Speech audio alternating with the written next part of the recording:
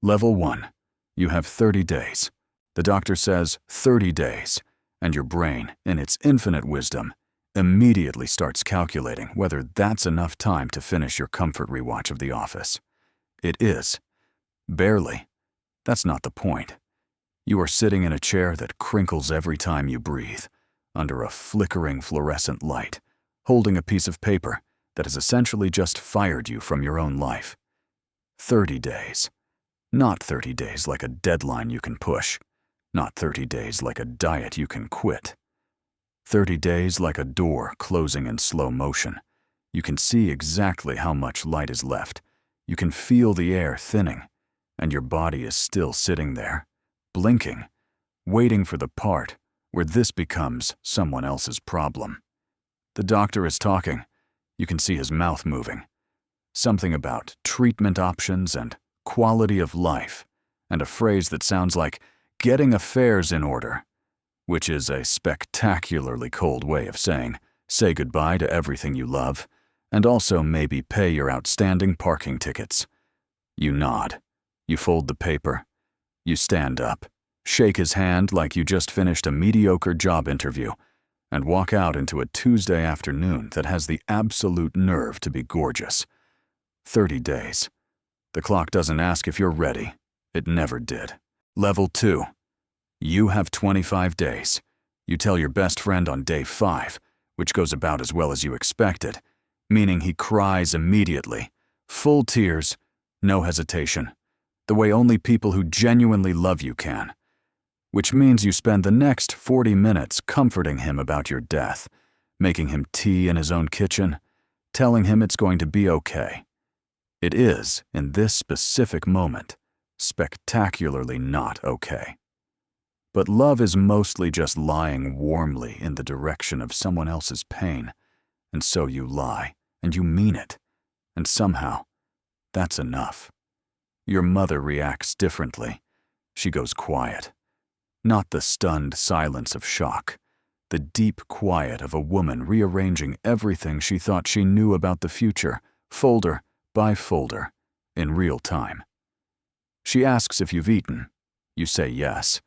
She starts cooking anyway.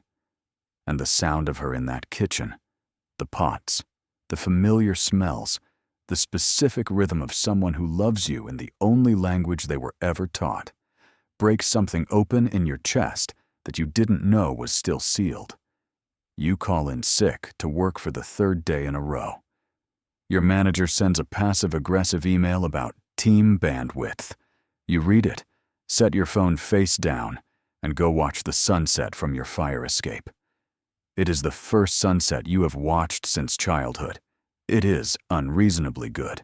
Level 3. You have 20 days. Day 10, and something shifts. You stop moving through your life like a tourist skimming a pamphlet and start moving through it like someone who just learned the building is on fire, not in panic, but in savage, clarifying focus. Colors are sharper. Conversations last longer. Food tastes like food instead of just fuel. You sit in a park on a Wednesday eating a sandwich you actually tasted, watching pigeons conduct their ridiculous little lives. And you feel, underneath the fear, underneath everything, something that takes you 2 full days to name. Gratitude. Vicious, inconvenient, all-consuming gratitude for a world you were always too distracted to actually stand inside. You start saying things you should have said years ago. You call an ex, not romantically, just to say, I was unkind in 2019, and I've thought about it more than you know. Long silence. She says, it's fine. It isn't fine. She says it again, softer. Somehow that's enough. You apologize to a coworker you undermined in a meeting 3 years ago. He's so disarmed he thanks you, which is somehow more gutting than anger would have been. The weight you've been carrying, you're discovering, had addresses all along. You just never looked them up. Level 4. You have 15 days. The halfway point arrives and you mark it alone, with bad coffee and the notebook open on your kitchen table. 15 days behind you. 15 days ahead. You've done things in the last 2 weeks that you spent years postponing, and the most disturbing part is how easy most of them were. The calls, the letters, the sunsets, the sandwiches you actually tasted. Easy. Available the entire time. Sitting there, waiting like unclaimed luggage at an airport you kept walking past. You write a letter to your father. Long, honest. The kind of honest that has no strategy behind it. Just the plain, undefended truth of everything unsaid between two people who love each other, and never found the right Tuesday to say so. You don't send it for 3 days. On day 3, you send it. He doesn't respond for 48 hours. Then his name appears on your phone, and when you answer, the first thing he says is, "I got your letter." And the way his voice sounds when he says those 4 words tells you everything about every silence between you for the last 20 years.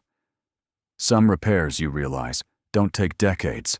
They just take the decision to begin. Level 5. You have 10 days. You go back to the doctor. Routine follow-up.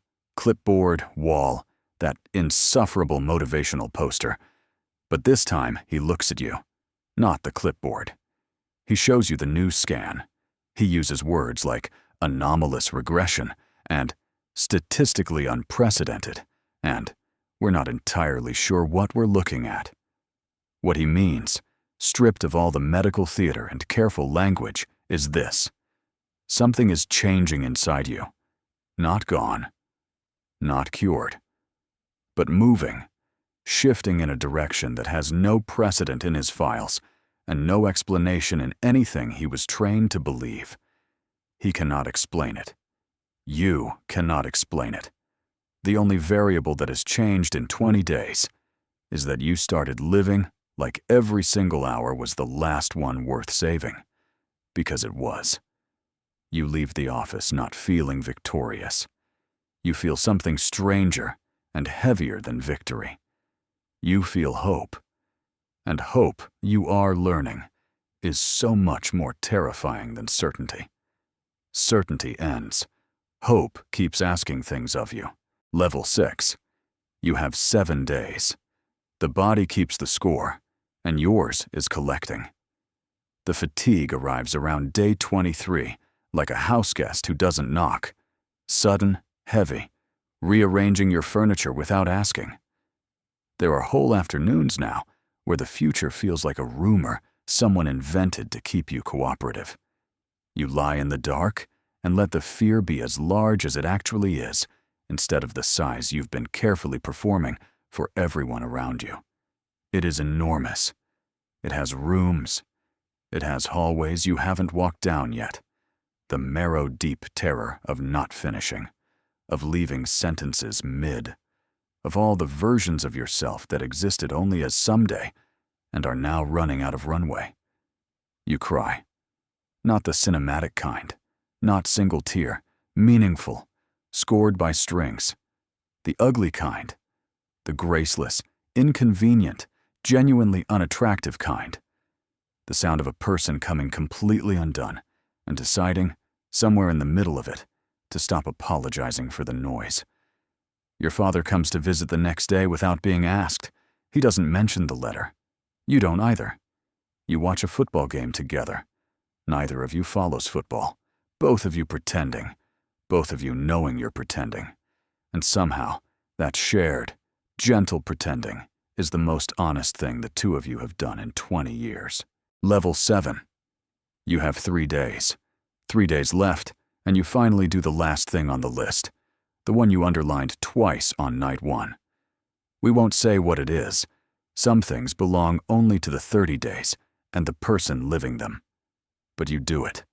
And when it's done, you sit very still in the specific, rare, almost architectural piece of someone who has finally stopped owing themselves something important. You walk through the city that evening without headphones. No podcast, no music. No buffer between you and the raw sound of everything happening around you. A kid laughing at something on the street. 2 strangers arguing about something small and important to them. A restaurant spilling warmth and noise out onto the pavement. The city, doing what it always does. Living loudly, carelessly, beautifully, without permission, without apology, without any awareness of how extraordinary ordinary sounds when you're finally paying attention. You think, I should have walked like this years ago. You think, I will walk like this tomorrow. Level 8. You have one day. You wake before the alarm, before there even is an alarm. Your body just decides. You make coffee slowly, the way you never used to. You stand at the window and watch the city come alive below. All those thousands of people stepping into their one wild, unrepeatable life without knowing it's wild. And you feel something that resists a clean name. Love, maybe, for all of it.